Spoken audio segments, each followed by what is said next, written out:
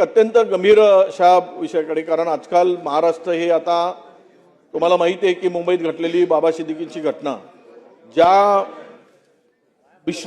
Lawrence Bishnoi गँगनी ते जबाबदारी स्वीकारली आणि त्यांचा जीव गेला, ते आपल्या सगळं माहिती.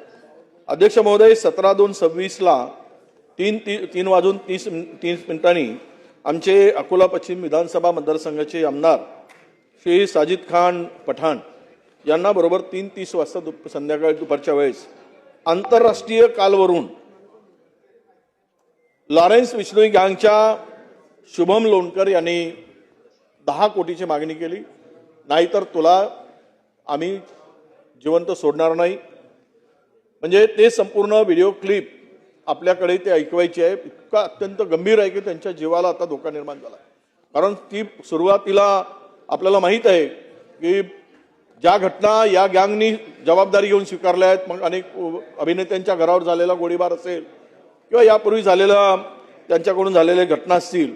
अध्यक्ष महोदय, फार गंभीर विषय आहे की या विधानसभा या महाराष्ट्राचे एक लोकप्रतिनिधी आणि या विधिमंडळाचे एक सदस्य यांना इतक्या खालच्या, म्हणजे इतकी धमकीचं जर ऑडिओ आपण ऐकलात तर फार आपल्याला वाटेल की यांना आता ते जिवंत सोडणार नाहीत, अशा प्रकारची एकूण परिस्थिती आहे.